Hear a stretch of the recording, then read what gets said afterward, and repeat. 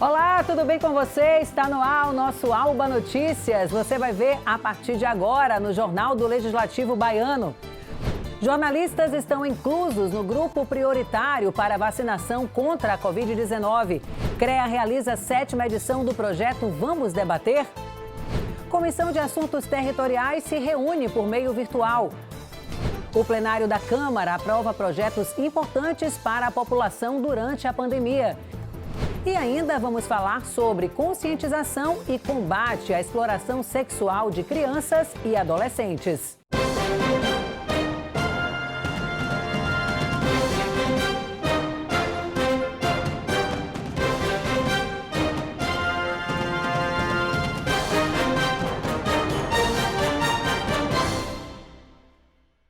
Olá, hoje é quarta-feira, dia 19 de maio, e começamos a edição de hoje com uma boa notícia para os jornalistas. O Sinjorba, Sindicato dos Jornalistas da Bahia, realizou uma pesquisa para contabilizar todos os profissionais que adoeceram aqui no estado pelo coronavírus.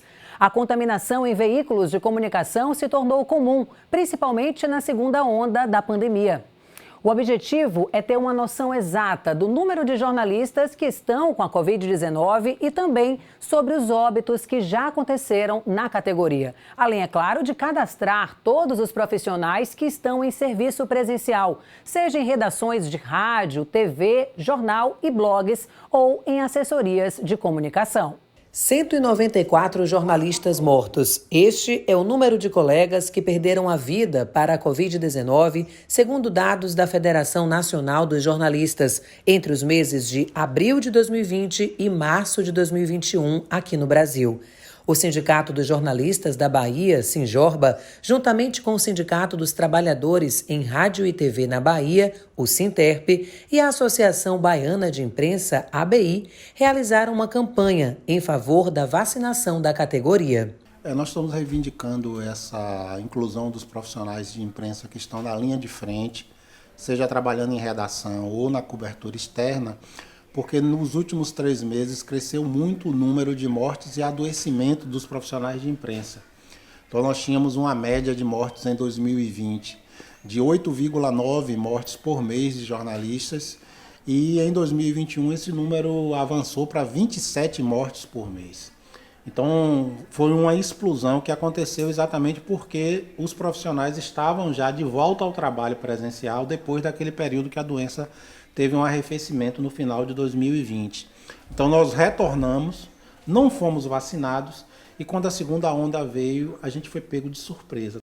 Moacir explicou ainda qual será o critério para ter acesso à vacina. A ideia nossa é todos os profissionais que estão na linha de frente, jornalistas, radialistas, cinegrafistas, repórteres que estão na linha de frente, na rua ou em redação, que eles sejam vacinados, inclusive aqueles que estão nas assessorias, que estão sendo convocados para trabalhar. Então o critério que a gente está defendendo e que é justo, porque é o critério da necessidade mesmo da vacinação, é vacinar aqueles que estão na linha de frente. Conversei com a colega jornalista Regina Ferreira. Ela teve Covid recentemente e defende a prioridade na vacinação para a categoria.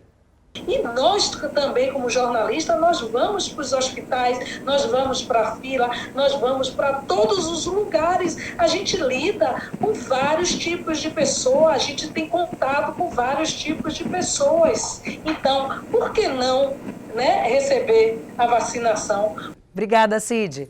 Bom, no dia a dia da nossa profissão, seja aqui na redação, dentro do estúdio ou aqui nas ruas, nas matérias externas, nós estamos em contato direto com o vírus. Seja na rotina do transporte, no dia a dia profissional, os jornalistas estão muito vulneráveis ao vírus. Em entrevista para uma rádio de Salvador, o secretário de Saúde do Estado, Fábio Vilas Boas, afirmou que ainda é necessário exaurir os grupos de risco, mas que concorda que os jornalistas sejam vacinados, já que esses profissionais atuam em ambientes que são propícios à contaminação. Os jornalistas que ficam aí dentro de um estúdio, às vezes estúdios de 6 metros quadrados, ambientes confinados, sem janela, sem ventilação. Você vê, o governador vai vai fazer uma entrevista, aí vem aquele bolo de 20, 30 jornalistas, um é. agarrado, passando por cima do cangote do outro para poder Exato. tirar uma foto ou fazer uma filmagem ou meter a mão com o iPhone na goela abaixo do governador. Esse tipo de aglomeração é impossível de controlar, ela acontece espontaneamente.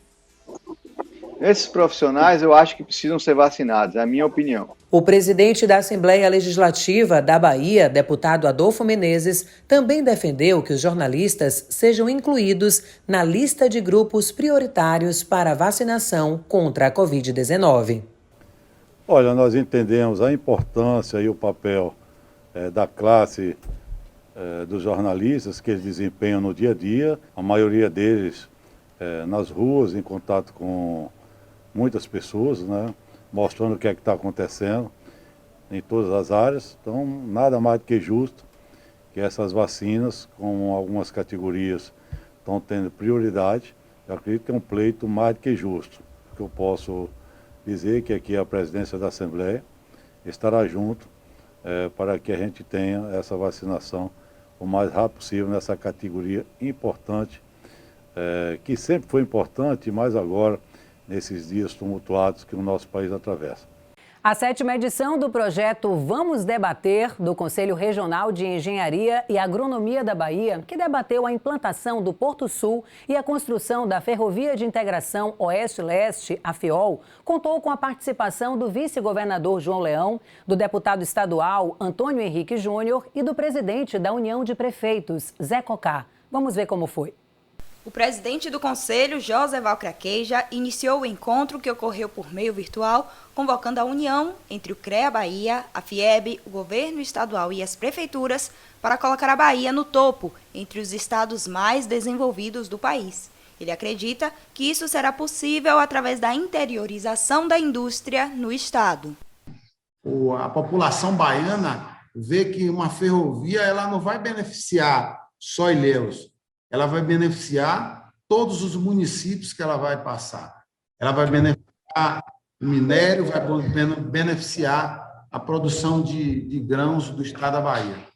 Eu acho que a Bahia tem capacidade para crescer, tem capacidade para estar aí à frente dos estados do Nordeste. A gente perdeu durante esses anos aí, e durante também a pandemia, a gente teve uma perda muito grande em todas as áreas, né? Então, a gente precisa agora sentar, unir forças, CREA, Federação das Indústrias, Governo do Estado, prefeituras, para a gente poder trazer o crescimento novamente para o nosso estado, colocar a Bahia aí na ponta do Brasil aí. O vice-governador João Leão trouxe maiores esclarecimentos sobre a extensão da obra. Ela tem 1.527 quilômetros de extensão. De Ilhéus a Campinorte. Esse negócio de Figueirópolis está errado. Eu vou dizer só aqui os municípios, vou ler aqui, os municípios que ela atravessa no estado da Bahia. Ilhéus, que é uma região riquíssima ali naquele eixo Ilhéus-Itabuna. Aí você vem Uruçu, Caurelino Leal, Baitaba, Gongogi, Itajibá, Jiquié. E o governo da Bahia já está na Secretaria de Planejamento fazendo um projeto ali de integração, a BR-116 com a ferrovia. Presidente da Comissão Especial do Complexo Intermodal da FIOL, Porto Sul e Complexo Viário do Oeste, na Alba, o deputado Antônio Henrique Júnior falou do engajamento da casa em prol do desenvolvimento da Bahia. E dizer que nós estamos lá, eu sou deputado estadual, nós participamos dessa comissão importante lá que discutimos sobre a ponte Salvador-Itaparica, sobre a FIOL e sobre o Porto Sul. Então, nós estamos lá, os deputados estão engajados no desenvolvimento da Bahia, então tenho a certeza que nós estamos juntos nesse desenvolvimento. E hoje completa 21 anos da morte do ex-deputado estadual Paulo Jackson. Nós preparamos aqui uma matéria especial para relembrar a trajetória pública do parlamentar. Confira. Um exemplo de homem público imbatível e determinado. Essa é a opinião daqueles que tiveram a oportunidade de conviver com o ex-deputado estadual Paulo Jackson, que ficou aqui na Casa do Povo por 3 mandatos consecutivos. Na época, foi um oposicionista ferrenho em prol das causas dos menos favorecidos. 21 anos sem Paulo Jackson. 21 anos sem o deputado que nos ensinou a ser parlamentar. Paulo Jackson era e continuará sendo um exemplo de parlamentar sério, ético, competente e, acima de tudo, um grande companheiro de todas as horas. Foi assim como sindicalista e foi assim também como parlamentar. O companheiro Paulo Jackson exerceu a política com muita decência, muita dignidade, muita democracia e compromisso social. Por isso ele é um exemplo para nós que hoje estamos desenvolvendo mandatos parlamentares. Eu me sinto orgulhoso de ter tido o privilégio de conviver com Paulo Jackson na infância e na juventude. Salve Paulo Jackson, presente. Natural da cidade de Caetité, localizado a 636 quilômetros de Salvador, Paulo Jackson era engenheiro de formação e permeou em diversos movimentos sindicais, até que fundou o SINDAI, Sindicato de Água e Esgoto da Bahia. Mas foi na vida pública que ganhou destaque quando se filiou ao Partido dos Trabalhadores em 1990. Depois de 3 anos, conquistou uma cadeira na Assembleia Legislativa da Bahia. Muitas saudades do nosso querido Paulo Jackson. 21 anos, uma falta que a gente sente cotidianamente pelo desempenho que ele tinha na Assembleia, por ser uma figura assim muito direta, muito verdadeira, muito guerreira naquilo que ele acreditava e sempre extremamente bem preparado. Talvez poucos na Assembleia conheçam tanto quanto ele conhecia o regimento interno. Um abraço sempre presente, Paulo Jackson entre a gente. Mas em 19 de maio de 2000, o parlamentar perdeu a vida precocemente durante uma viagem de ônibus no município de Morro do Chapéu, quando viajava em prol do seu mandato. O deputado estadual Jacó relembrou os momentos que viveu com o parlamentar. Paulo Jackson ele era uma referência política para nós, lideranças dos movimentos sociais, lideranças políticas de base comunitária. Paulo Jackson ele foi convidado para fazer uma palestra, dar um curso para esses agricultores. E ele foi para esse curso, mas não chegou, porque o acidente de ônibus tirou a vida dele. Para vocês terem ideia, a mesa com o café da manhã dele ficou posta na minha casa. Minha esposa levantou cedo, fez o café, preparou o café dele. Cadê? Não chegou o convidado, não chegou. Mais tarde, para nossa tristeza, naquele dia que ficou marcado, ele sofreu um acidente, um grave acidente, e acabou perdendo a vida. O ex-deputado deixou um grande legado e, com isso, recebeu diversas honrarias.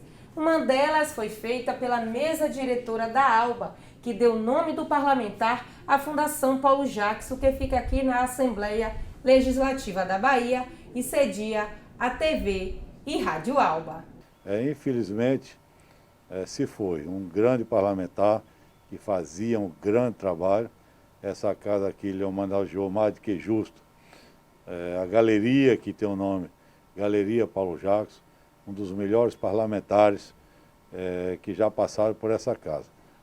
Faz uma falta muito grande, mas a vida continua. Infelizmente, fica a memória, fica o seu trabalho. A seguir, você confere o que foi destaque durante a reunião da Comissão de Assuntos Territoriais. Não saia daí, o Alba Notícias volta já.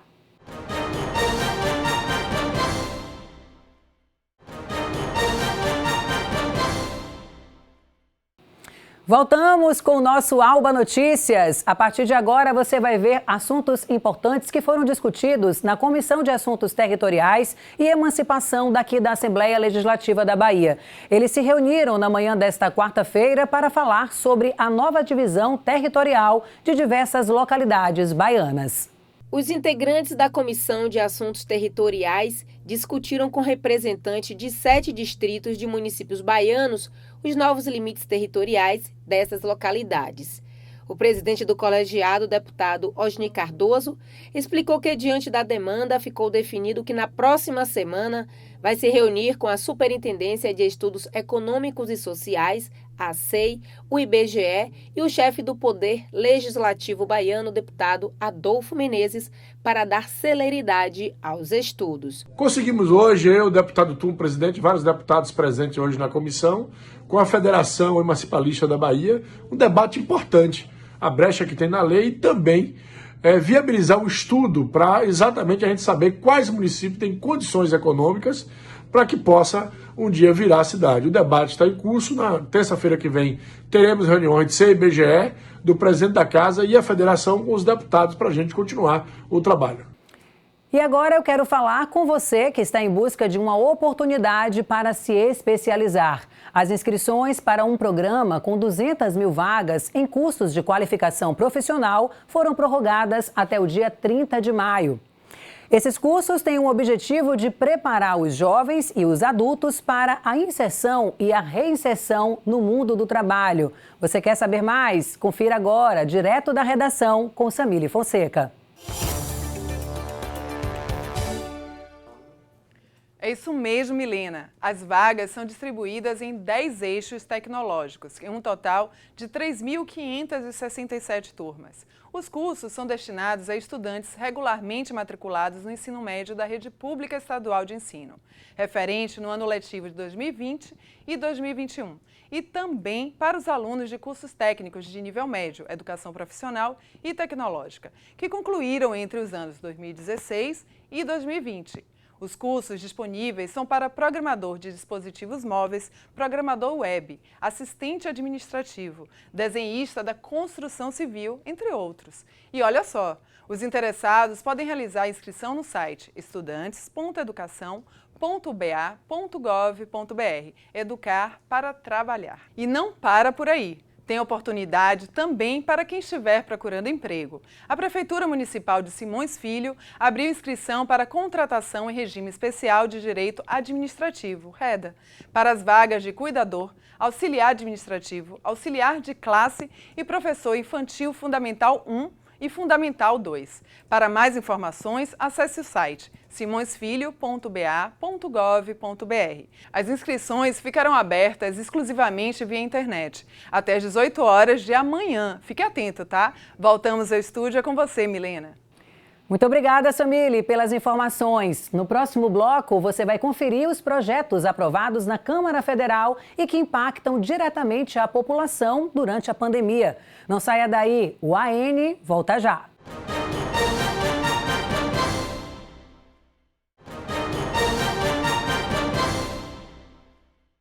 Seja bem-vindo, estamos de volta com o nosso Alba Notícias. O plenário da Câmara Federal aprovou a suspensão de ações de despejo durante a pandemia. Também o aumento de pena para crime de feminicídio. Durante a sessão, os parlamentares debateram ainda a privatização da Eletrobras. A Câmara aprovou o projeto que suspende por 90 dias, em razão da pandemia, a execução das ordens de despejo de imóveis residenciais e comerciais por falta de pagamento de aluguel. Inquilinos terão que provar que estejam desempregados ou tiveram queda de renda em seus negócios. A medida não alcança os proprietários que dependam do imóvel para sobreviver. Nós tivemos a preocupação de incluir na redação um dispositivo que exige do locatário que comprove que teve perda de renda e, ao mesmo tempo, um outro dispositivo que estabelece que, no caso do imóvel ser o único do locador e que aquele locador depende da renda daquela locação para sobreviver, que as medidas previstas nessa lei sejam excluídas. Se confirmada pelo Senado, a nova regra valerá para ocupações ocorridas antes de 31 de março de 2021 e não alcançará as ações de desocupação já concluídas na data da publicação da futura lei. Apoiada por quase todos os partidos, a proposta recebeu algumas críticas. Não pode o Legislativo afrontar as decisões tomadas pelo Judiciário no caso concreto. Ele analisa aquela situação em particular, o juiz vai analisar aquele caso em concreto, muito menos de forma retroativa, que é o que prevê o projeto.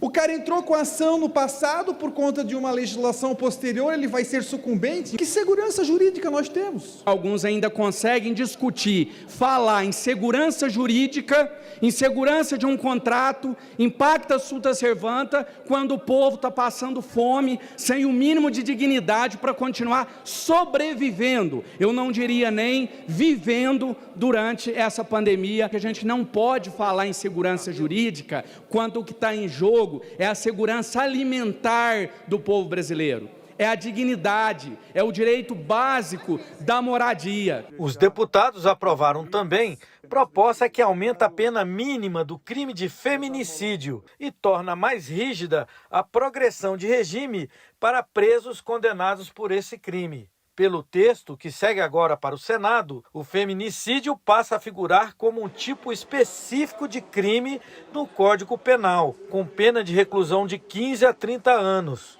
Atualmente, a pena é de 12 a 30 anos. Não dá para se tirar a vida de uma mulher, às vezes na grande maioria das vezes, na presença do próprio filho, né? E infelizmente, antes ainda de ser julgado, antes de ser condenado, já está livre. O que nós estamos discutindo hoje aqui é a possibilidade de aumentar a pena para 15 anos e impedir que esse assassino, que esse réu esteja solto antes de ser condenado. Pautada para esta semana, a MP que amplia a participação privada no capital da Eletrobras foi alvo de discursos durante a sessão. Nós faremos de tudo para impedir que essa venda se consolide.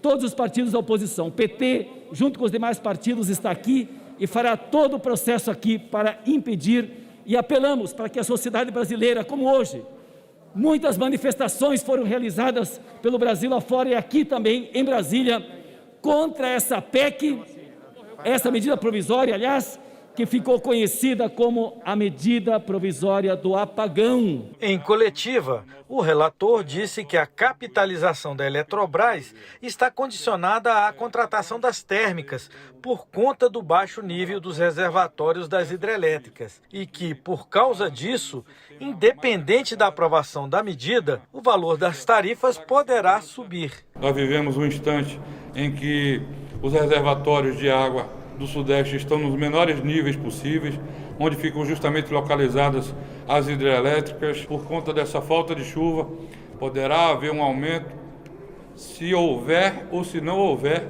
a descentralização, a descapitalização.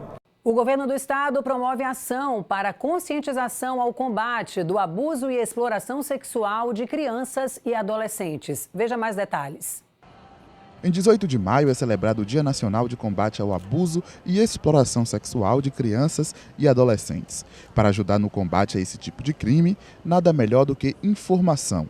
A Delegacia Especializada de Repressão aos Crimes contra a Criança e o Adolescente levou um estande ao Salvador Shopping para conscientizar a população. Mas a gente tem que conclamar a sociedade a ter uma responsabilidade social em torno do tema. Então viemos aos shoppings dizer: olha, hoje é o Dia Nacional de Combate à Exploração Sexual de Crianças e Adolescentes. E a gente precisa falar nisso, você precisa quebrar o silêncio. A denúncia de crimes sexuais contra crianças e adolescentes pode ser feita de forma anônima através do Disque 100 e a contribuição da população é fundamental. Isso é muito importante porque somos, além das crianças, né, são as vítimas, são principalmente que esse abuso vem de casa. Além da denúncia e combate ao crime de abuso, é necessário também acolher as vítimas. É nesta estratégia que se encaixa o Serviço AME, do Hospital da Mulher, que atende mulheres expostas à violência sexual a partir dos 12 anos. Nosso atendimento consta de um acolhimento, que é o primeiro atendimento que essa paciente vai ter no serviço, a consulta de emergência, onde vai ser feita a profilaxia para infecções sexualmente transmissíveis, HIV, contracepção de emergência e também o segmento, que é feito com médico ginecologista, infectologista, psicóloga, serviço social, farmacêutica e também contamos com assessoria jurídica. A gente fica por aqui. Você pode rever as matérias e acompanhar a nossa programação nas redes sociais. O nosso canal no YouTube, o Instagram, o Facebook e o site al.ba.gov.br. Para rever o nosso Jornal na TV, fique ligado sempre na reprise do Alba Notícias, sempre às 7 da manhã. Muito obrigada pela sua companhia e pela sua audiência. Até mais!